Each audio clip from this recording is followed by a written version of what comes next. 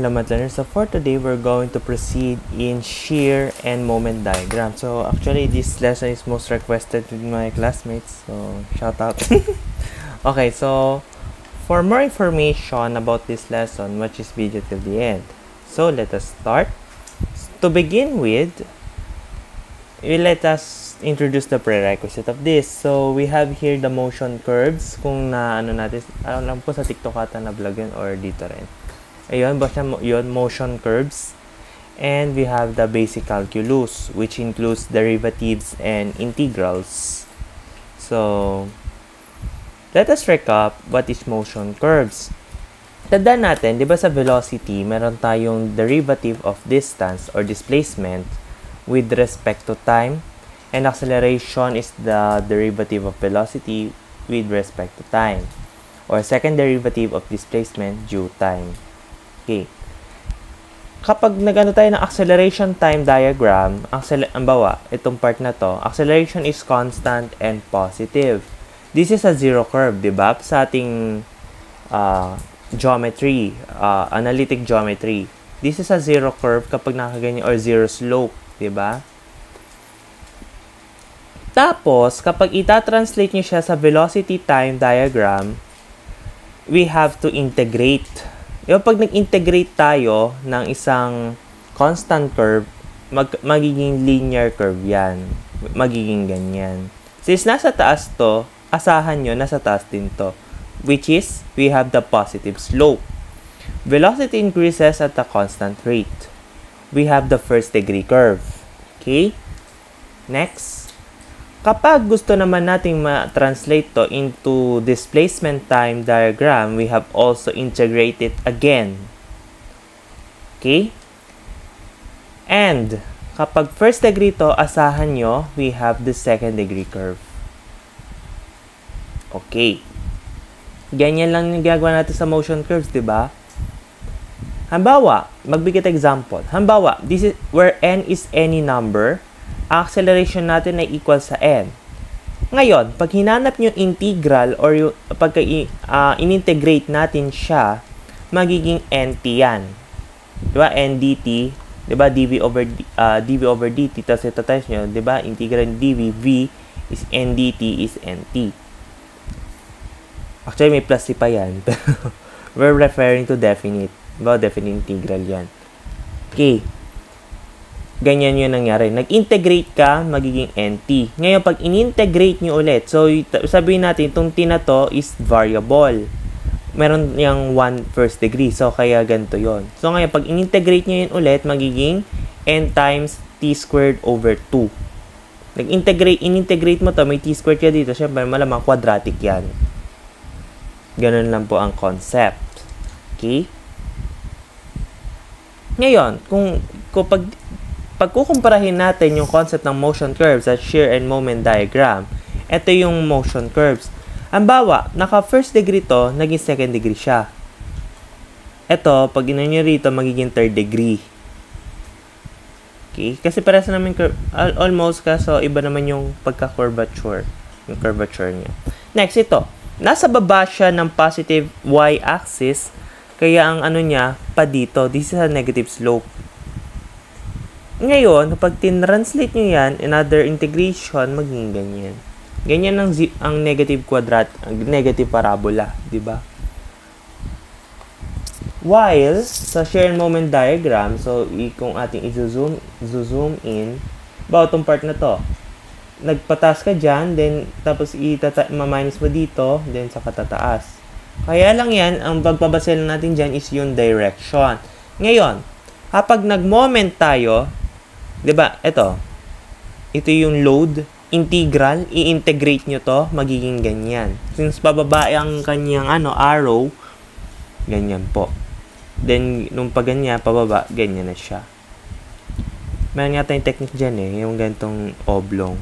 Kaya pag positive decreasing, ganito siya, ayun. Then, dito. Next, kapag ganyan naman ng ano naman siya, puro siya load. Okay? Kung meron tayong 18 dito, tapos minus siya dito, magiging 4. Okay? Ayan, kung 18, constant yan hanggang dito. Tapos, minus sa 14, 4 yan hanggang dito. Tapos, minus 28, meron tayong negative 24. Pag yan, dapat mag-end siya lagi sa 0. Diba sa equilibrium, lagi tayong sa summation of x, y, and moment na dapat mag-equate sa 0. So, as this one. Ayan. Pag ganito naman, may moment ka dito. So, may plus ka dito. 14 minus 30. So, meron tayong negative 16. Ang bawa kumula dito. Tapos, dito, 16 minus 16, 60. Tapos ngayon, pag tatranslate nyo siya sa moment, so 14 times 4, meron tayong 56 dyan. Minus, yan, basta mag-ano lang tayo, magma-minus lang tayo dyan. Then, next meron tayong moment dyan. So, tawag dito, 16 times 3, 48, diba? Tapos, pupunta ka ng 8, since curve, naka-zero curve yan. May moment ka dito na 40, so 8 plus 40, clockwise yan, so meron tayong 48. Then, bababa natin, 16 minus, 48 minus 16 minus 3. 16 times 3, rather, mag-0 yan. Para sa triangle na to, next, ito naman, meron lang akong kulang dyan, hindi ko lang nadagdagan. So, meron tayo dito 2/3 ni L, at meron tayong 1/3 ni L. Ganyan na po yung measure niya. Yan, kapag nag-moment, ganyan lang din po. Ganyan yung magiging ano niya. Yan. Pagka ganito naman yung triangle niya, since pababaya, baliktad naman. So, ganyan. Nandito naman si 2/3. Nandito si 1/3. Centroidal, ano tayo? Centroid base. Ito naman, nagkataon na half-half lang yan kapag, ayan, pressure ng load dito. Tapos, magano pa yan? Meron, kung sakaling wala to, magsisimilar triangle ka dyan. Hanapin mo to. Pag kung ano yung mahanap mo, yung L minus X. Ganun lang. Ang concept niya. Okay. Ganyan po yung ano natin. Halimbawa, magka-calculus base tayo. Ang point load natin is derivative ng shear over dx. Yung length niya. Then, while shear, meron tayong moment over yung with respect to length. Then, ito yung function. Which is your f of x. Okay. Hindi lang siya. Okay. Let us have the solve problem number 15. This is from CE Board, May 2013. What is the moment at midspan if x sub 1 is 2 meters? Gawin natin. Meron ka dyang R, ito. Since symmetrical naman siya, symmetric dito, ito rin yung pinagmulan, maaaring i-assume natin na symmetric yan. Okay? This is a point load, then this is your shear, and this is your moment. Moment or torque, parehas lang po yun. Okay. Yan, mag-ano tayo ng ganyan. Di ba ganyan ginawa natin sa motion curves, which is i-apply lang din natin dyan. 1, 2, 3. Okay. Mag-summation tayo at y. Meron tayong 2r dyan kasi r plus r is 2r. Minus 15 times 10. 10 yan ha. Then, ang lalabas is we have 75 kN. Ngayon, kung gagawin natin siya shear, 15. Asa yung 15 natin? Ito, yung 15 nyo, ito yung load ha, yung distributed. 15 times 2, ano natin to na to, 2 yan. Okay. Negative, since pababa yan, times 2. Ito lang ha. Meron ka dyang negative 30. So, mag-ano ka na dyan, since 0 curve to, first degree curve tayo. Meron tayong negative 30. Next, yung negative 30 natin, ipa-plus natin sa load na 75. So, meron tayong makukuhang 45. Angat natin. So, meron tayong 45. Next, ito naman, yung area na to. 45 minus, paano naging 6 x2, x sub 2? Diba, kung i-add nyo to magiging 4 yan. 10 minus 4 is 6. So, meron tayong 6 dyan. Okay, meters yan ha. Ang unit niyan ay meters. Okay, so, 45 minus 15 times 6 is meron tayong negative 45. Okay, nagigets? Next, add natin ulit dito sa load na to. So, negative 45 plus 45 is we have 30. So, ina natin hanggang 30. Okay, sa pangatlo. 30 minus 15 times 2, 0. Dapat laging ending niya ay 0. So, meron na tayong shear diagram. What about moment? Okay, so yan na natin, isulat natin dito. I-write natin yung mga measures. Yan. Since symmetric naman siya, meron tayong 3 dyan at 2. Ayos? Ayos. Moment. Dito tayo ha. Yan. Kapag ka first degree dyan, meron ka second degree curve dyan. Since ito naman itong part na to, edi ganyan yan. Next, meron tayong ito. Okay, mid 1, mid 2, mid another one. Same value. Okay. Ito ang pagbabasihan natin ha. Yung negative 30, ayan, times 2. Since area ng triangle is 1/2 base times height, ang makukuha natin dito is negative 30, which is your mid 1. So, ito yon negative, which is negative 30, negative 30. Ang unit po natin dyan is kilonewton meter, diba? Force times lever arm. It's either Newton meter, kilonewton meter, Newton millimeter, whatever. Okay. Next, for mid span, ano ba to? Di ganyan. Di lang pantay, basta dapat pantay ang ganyan. Lalo na gulo, no? Negative 30, ito, nakuha nyo dito, plus, meron tayong, ano ulit dito, 3 times 45, 1/2, times 1/2, dahil area ng triangle yan. So, meron tayong 37.5. Yan po yung ating midspan. Then, hanggang sa continue again to, babalik lang kayo dito sa negative 30. Tapos ito, ganun din. Magiging plus 30, 0. Ganun lang po. Yun, dali, no? Next. What about this one? The simple beam ABC is subjected to a triangular load of maximum intensity of 180 kilonewton per meter. Determine the maximum shear. So, gawin natin. Una, hanapin yung load muna. Tapos, latag natin yung mga hidden reaction.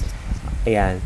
Then, magmo-moment tayo at A. By the way, ito, di ba this is a hint? Dapat talaga may reaction yan as RAX or RA. Kasi ano yan eh. Sabihin natin, ang AX mo, meron kang AY dyan originally. Ang mangyayari dyan, ito magzi-0. Doon hanapin niyo yung Pythagorean, meron tayong reaction A. Kaya RA siya. Okay, so, since wala namang reaction sa C, which is this is a roller, isa lang talaga yan, perpendicular to the ground. So, wala ka namang hidden reaction dito. Ito, puro pababa lang yan. Kaya wala tayong maaasahan na meron tayong value horizontally. Okay. Mag-moment tayo at A. So, ibig sabihin, pag nag-moment tayo dito, matatanggal, wala to. Kasi wala siyang lever arm sa moment. Okay.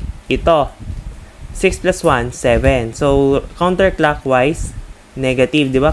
Ang ating clockwise is positive. Okay. From dito hanggang dito, 7. So, since counterclockwise, negative. Plus, ito, 180 times 6, 1/2. Okay.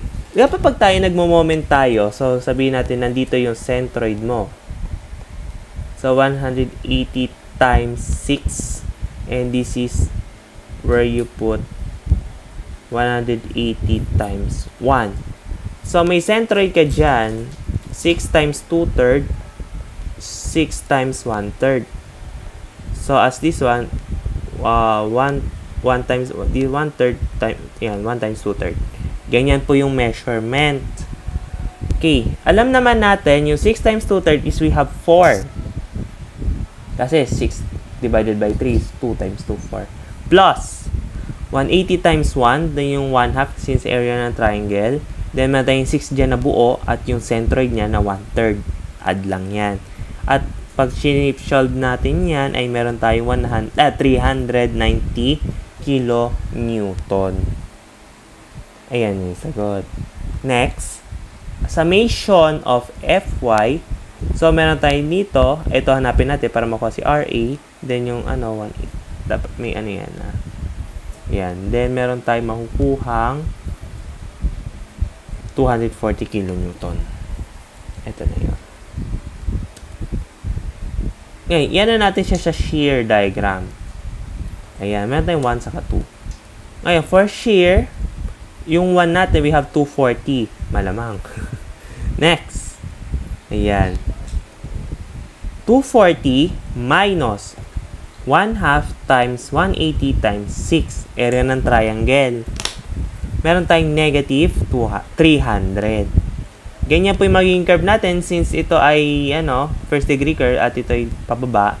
Meron tayong ganyan. At meron tayong negative 300. Next. Sa pangalawa naman, itong part na to. Negative 30 minus area ng triangle ulit, 1/2 times 180 times 1 equals negative 390. Okay? Since ito, baliktad siya, ganun lang yun. Okay, paganyan. Next, negative 390 plus 390, dapat lang ending yan ay 0. So, ganyan po magiging itsura ng shear natin. Ngayon, ito pong maximum shear natin. Ano ba yung pinakamalaki? Hindi 390. Regardless the sign. Kasi baka isipin natin sa unang tingin, ang pinakamataas po is 240 kasi positive siya. Regardless the negative. So, we have here negative 390 kilonewton. Kung ano ba yung may chance, kapag sabi kasi nating shear, kung ano yung may chance kung paano siya masisira. Walang halong biro. Diba? Yung load na yan.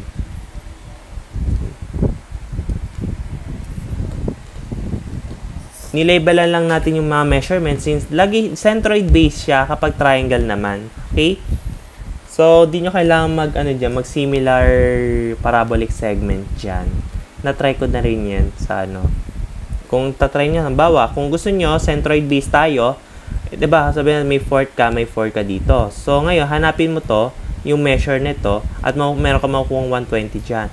Ngayon, kung gusto nyo, 240, minus yung area nito, tapos, minus ulit, yung centroid, yung area naman ng trapezoid, 120 saka 80, tapos yung 2. Ganun po. Just in case. Ngayon, kung gusto nyo i-try, hanapin din natin yung moment. Tapos na tong problem na to. Moment tayo. So, 1, ito.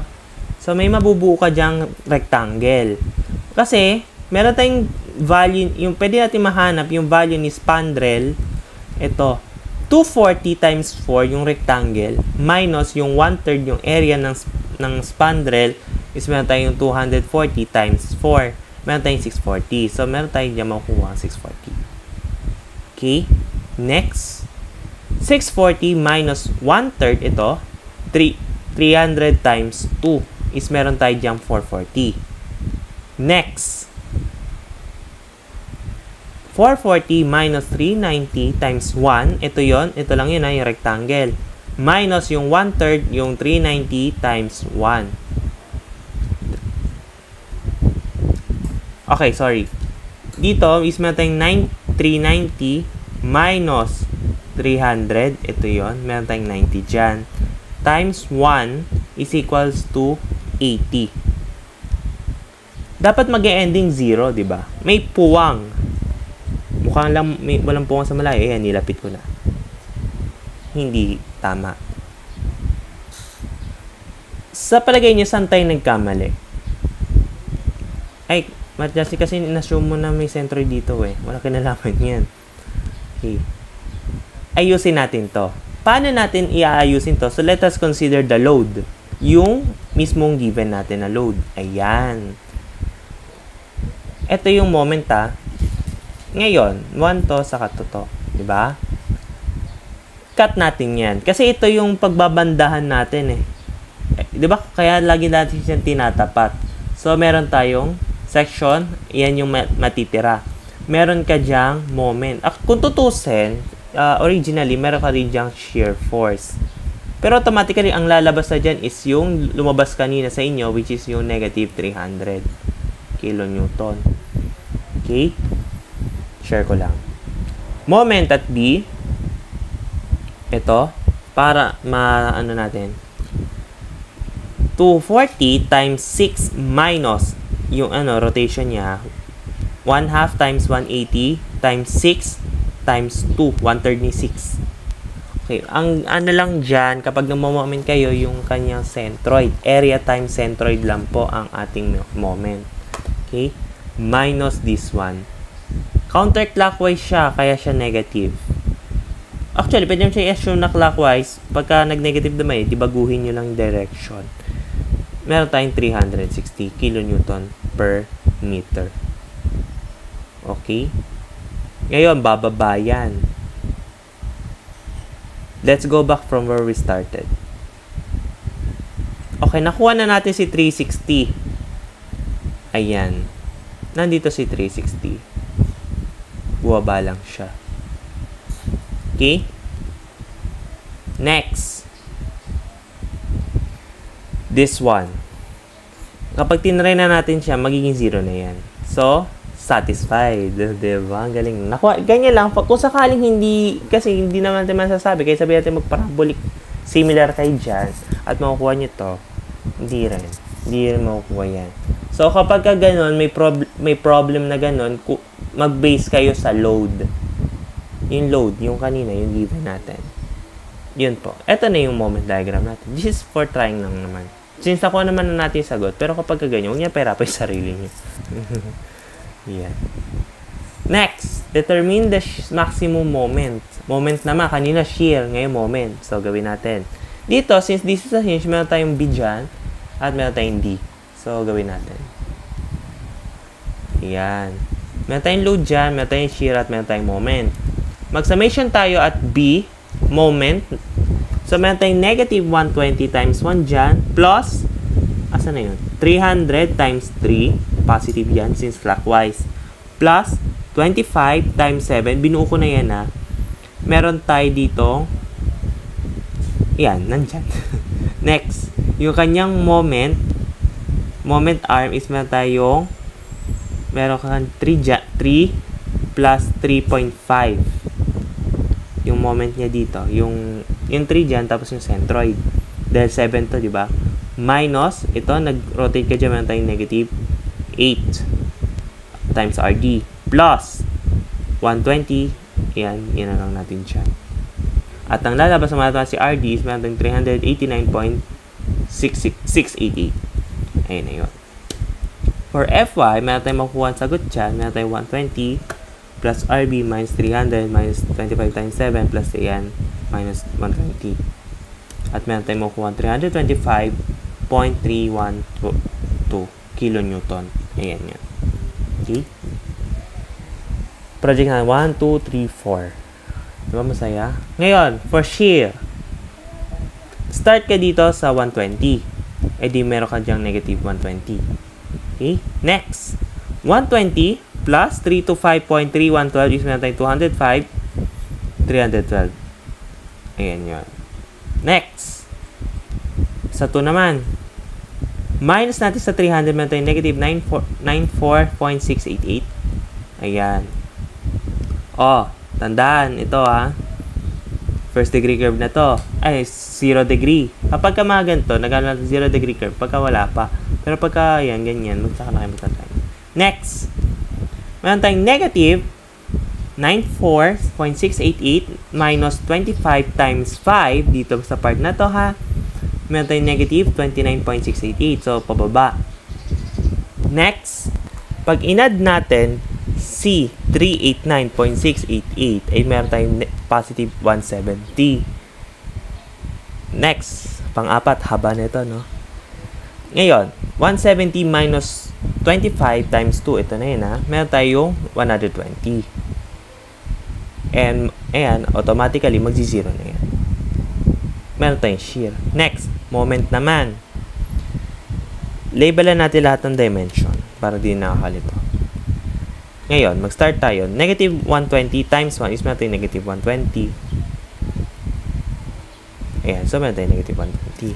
Next, 120 plus 205.312 312 times natin sa 3, then meron tayong 495.936. Laki nung tinas, no? Next. Ito naman, 495.936 minus natin siya sa area ng trapezoid. So, 1/2 times ito, yung plus lang to, times 5 yung height. Meron tayong negative 290. Ayan. 290. Basta 290 yan. Ganyan lang. Ngayon, pag natin dyan, approximate naman niya sa 0. So, ito na yon. Okay. Ganyan na po yung tamang sagot natin. Ito, kaya lang siya nag-curve, nag-second degree curve kasi first degree curve na to eh. Ito rin, ganyan din. Next problem. So, tanda natin, ito yung maximum shear natin. We have 495.936. Kasi ito, moment, sorry. Ito. Sakit. Okay. Next, paano naman ito baliktad? The shear force diagram for a simple beam is shown in the figure. Assume no couples acts on the beam. Walang couple, sabihin walang moment. Walang rotation. Okay, determine the uniform load carried by the beam. Determine the concentrated load carried by the beam. And the maximum moment of the beam. Okay, gawin natin. Ito ay shear diagram. Mag-assume tayo ng load dyan sa kanang moment. Unahin natin yung sa load. So, since this is a first degree curve, assume na natin, ito yon. Okay? So, nawawala yung measure niyan, yung distributed. Ang unit niyan is kilonewton per meter. Okay? Next, so, meron tayong 12 kilonewton dyan. Automatic kasi ito yun, no? Yung height niya. So, meron dyan. Okay?